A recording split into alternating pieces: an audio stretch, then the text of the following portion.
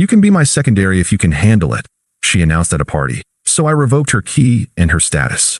Now she's sick, robbed, and I genuinely don't care. Hey viewers, before we move on to the video, please make sure to subscribe to the channel and hit the like button if you want to see more stories like this. Thanks. The bass from the speakers was a physical thing, thumping against my chest like a second heartbeat.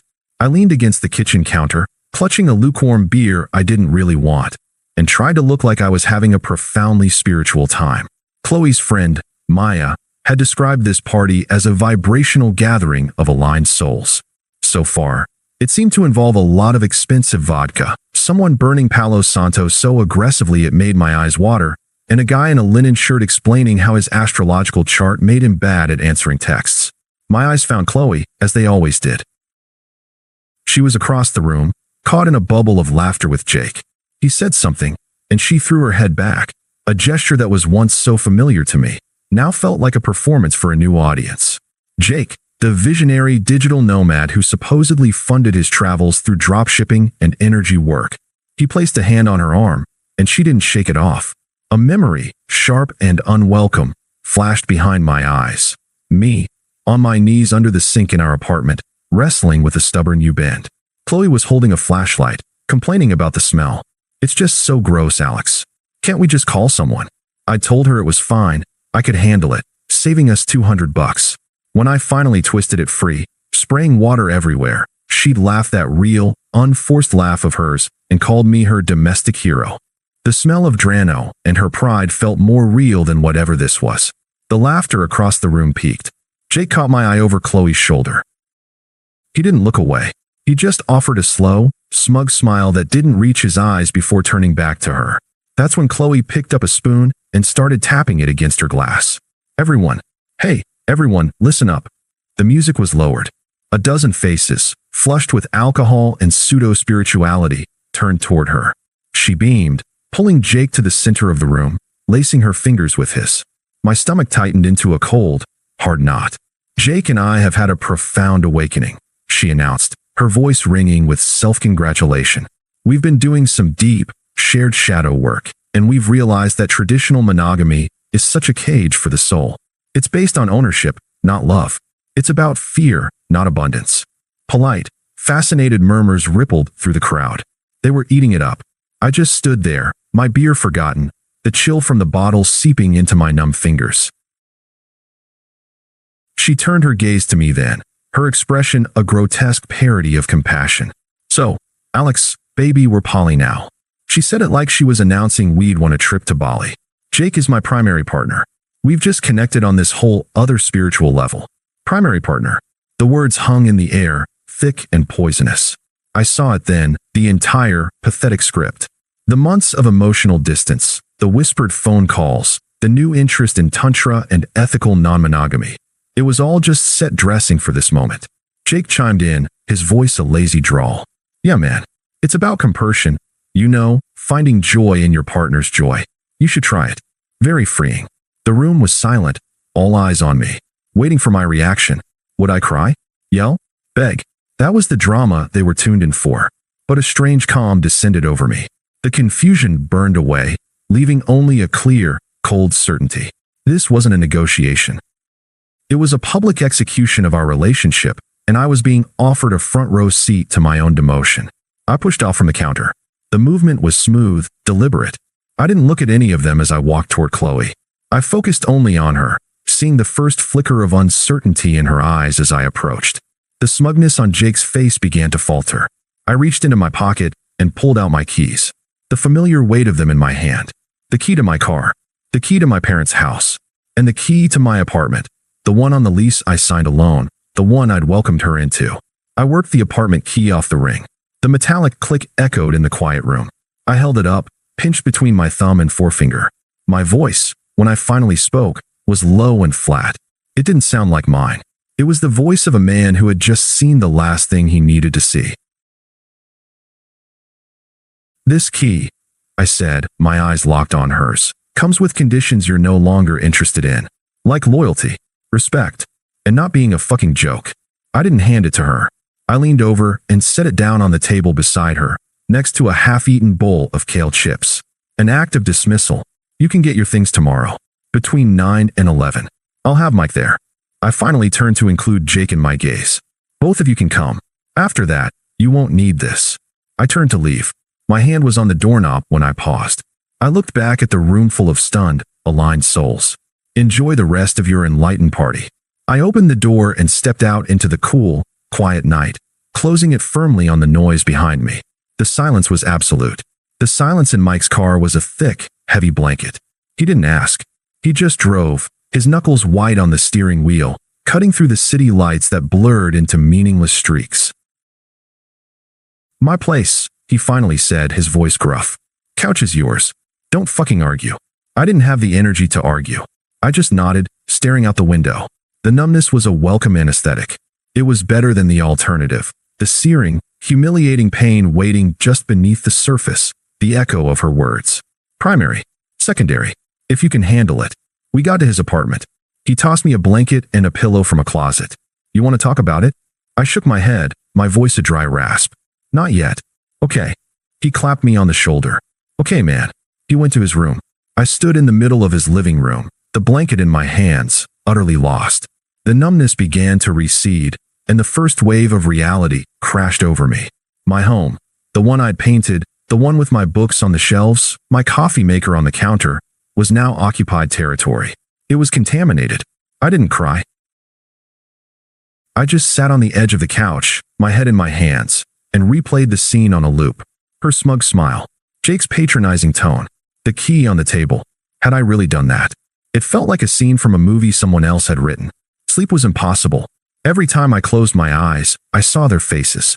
At 5 a.m., with the first gray light of dawn seeping through the blinds, I picked up my phone. The instinct was primal, automatic. Check her social media. See if she posted anything. See if it was real. My thumb hovered over the icons. And a cold, clear thought cut through the fog of pain. No. This wasn't a misunderstanding. This wasn't a test. This was a choice. Her choice. And she had made it in the most publicly cruel way possible. Giving her my attention, even my hatred, was just another form of engagement. Another form of being her secondary. So I didn't search for her name. I opened my settings. I went through every app, every platform, with the methodical detachment of a surgeon removing a tumor. Block Chloe Evans. Block Jake Miller. I didn't scroll through their profiles one last time. I didn't look at old photos. I just found their names and blocked them. Click. Click. It was the most empowering thing I'd done all night. Then I did the same for her number. Block contact. The finality of it was a relief. I was building a wall, and with every block, the noise from the other side grew quieter. When Mike emerged a few hours later, I was still on the couch, but I had a plan. I need to get my stuff, I said. Today, while they're probably still sleeping it off. Mike just nodded. I'll drive. We went at 1 p.m., a tactical decision to avoid the 9 a.m. window I declared. I didn't want to see them. I didn't want a conversation. I wanted extraction. We used my key. I still had the rest of them, and opened the door as quietly as possible. The apartment was a wreck. Empty wine glasses, a discarded linen shirt on the floor, Jake's, the lingering smell of that fucking Palo Santo. It felt alien, violated. I went straight to my bedroom. My closet was half empty, her side stripped bare. She'd already moved the most important things to Jake's, I guessed. Good. Faster. I grabbed a duffel bag from the top shelf and started filling it with clothes, my passport, my important documents from the desk drawer. I left anything that was a us thing. The throw blanket her mom had given us.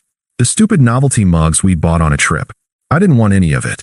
It was all just evidence of a case that was now closed. Mike stood guard in the living room, a silent sentinel. He picked up a book from the coffee table, one of my favorites. You want this? I glanced at it. It had been on my nightstand. She'd probably moved it to make room for one of Jake's crystal grids, or whatever. No, I said, my voice even. Leave it. It was just a book. I could buy another one. I wanted a new one that didn't have the ghost of my old life clinging to its pages. The whole process took 20 minutes. We didn't speak. We just moved, efficient and quiet. As I zipped up the duffel bag, my eyes fell on the table where I'd left the key last night. It was gone. I took a final look around. This had been my home. Now it was just a set for someone else's bad drama. I felt a twinge of something. Loss, maybe, but it was distant, like hearing an argument from another room. Let's go, I said to Mike. We left, closing the door on the emptiness. I didn't look back. The next few days were a blur of routine. I called my landlord, explained there'd been a breakup and that my ex would be moving out, and that I would be staying on alone. He was surprisingly cool about it. I went to work. I answered emails. I went to the gym with Mike and pushed weights until my muscles screamed and my mind went blessedly blank. I didn't talk about her. When Mike asked, I'd just say, I'm fine, and change the subject. I wasn't fine, but I was functional. The pain was there, a constant dull ache, but it was being slowly encased in layers of concrete. Every block number, every completed workout, every night I spent on Mike's couch without checking my phone was another layer. I was building a new foundation, and it was quiet, and it was lonely, and it was entirely my own. The silence wasn't empty anymore. It was full of my own choices. And for now, that was enough. 2 weeks of radio silence. I'd moved back into the apartment after Mike, and I did a full exorcism with bleach and new bed sheets. It was mine again. The silence was my own. My phone buzzed. Mike. Mike, hey. You breathing? Me. Still breathing. Working. Mike, okay. Look, I'm only telling you this so you don't hear it from some idiot. Jake moved in. I stared at the text. I felt nothing. No jealousy, no anger. It was like reading a news headline about a country I'd never visited. Me, figured. THX for the intel. Mike, that's it. THX for the intel. Me, what else is there? He didn't reply for a minute. Mike, fair enough. He's a mooch, by the way. Sarah's pissed. He borrowed her iPad for a meditation app and sold it. A month later, another report. This one came via a late-night call. Mike's voice was different. No longer cautious. It was grimly satisfied. Okay, he said. You need to hear this. It blew up. I put him on speaker, kept folding my laundry. Jake gave her chlamydia. I stopped folding. Not out of shock, but out of a sheer, morbid appreciation for the poetic justice. When she confronted him, he laughed. Said he was exploring a connection with some girl from his yoga class. His tertiary partner, he called her. Mike's impression of Jake's vapid tone was spot on. He said if Chloe was truly poly and enlightened, she wouldn't be so attached to outcomes or hung up on possessive biological dramas. Then he packed his bag and left. Took her TV and her vintage record player. I let out a long, slow breath. I could see it all perfectly. The dramatic confrontation. His weaponized spirituality. Her world dissolving into the very chaos she'd romanticized. Is she okay? The question was automatic, a reflex from a forgotten life. Physically? Probably. Otherwise, her life is a dumpster fire. The friend group is funleh, split. Half think she's a victim, the other half think she's a fool who got what was coming. Okay, I said. The word was final. It meant the subject is closed. That's it. Okay, Mike echoed, just as he had weeks before. Mike, I said, my voice calm. Her disaster is not my disaster. I'm hanging up now. I've got laundry to finish. The first text came from an unknown number that night. Unknown. Alex, please. I made a huge mistake. I deleted it. I didn't block the number. Indifference was a stronger message. The next day, another. Unknown. He used me. He was a monster. You were right about everything. I could almost hear the tears, the self-pity. She wasn't apologizing. She was recruiting me for her new role as the victim. Unknown. I'm so sick. I need you. The person I really connected with was always you. That one almost made me laugh. The sheer, audacious rewrite of history. I deleted it. The text stopped. Then, the voicemail. Her voice was raw, but now edged with something else. Entitlement. What? You're too good to talk to me now. After everything we had. I'm hurting here, Alex. The least you could do is answer. You're being so cruel. Just talk to me. There it was. The true colors. I wasn't a person. I was an emotional support animal that had failed to report for duty. I saved the voicemail. Not out of sentiment, but as a reminder of the bullet I'd dodged. The final gambit was Sarah. Her name flashed on my screen, and against my better judgment, I answered. Alex, she began, her voice strained with the weight of being the peacemaker. Hey, listen. I know it's complicated, but she's a mess. She learned her lesson. Can't you just be the bigger person and talk to her? She really needs you right now. I felt a surge of cold anger, not at Chloe, but at this entire toxic ecosystem that expected me to clean up a mess I didn't make. Sarah, I said, my tone flat and firm. Her needs are no longer my concern. I've moved on. Please don't call me again. I ended the call and finally blocked her number 2. The circle was complete. Months later, I was at a small gallery opening for a coworker. I was there with Laura, a woman from my kickboxing gym.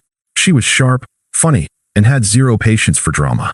We were laughing about something, my hand resting lightly on the small of her back, when I felt a presence. I turned. Chloe. She looked diminished. The light she'd always carried seemed extinguished. Her eyes were pleading. Alex. Her voice was a trembling whisper. God, it's good to see you. I need to talk to you. I need to apologize. I was such an idiot. Jake was. I didn't let her finish. I offered a polite, distant smile, the kind you give a vague acquaintance. Chloe, it's good to see you're well. The lie was effortless. She flinched. Can we please just get a coffee? Talk. I miss us. There is no us to miss, I said, my voice calm. The mirror was held up. That was a cage, remember? You set us both free. Her face crumpled. Dawn, don't say that. You know that's not what I meant. I glanced at Laura, who was watching the exchange with cool, amused curiosity. She gave me a small, reassuring smile. I looked back at Chloe, at the wreckage of her choices. I hope you find what you're looking for, Chloe. Truly. The words weren't kind or cruel. They were a dismissal. But my life is full now. I started to turn away. You don't even care, do you? The question was a desperate, final shot. I paused. I looked back at her one last time, and I answered with the simple, unvarnished truth. It was the firmest, most definitive rejection I could ever give. No, I said. I don't. I turned my back on her for the last time and walked toward my new, upgraded life, leaving her alone in the echoing silence of my indifference. Thanks for watching. Make sure to subscribe to the channel and hit the like button. What do you think about this story? Share it in the comments.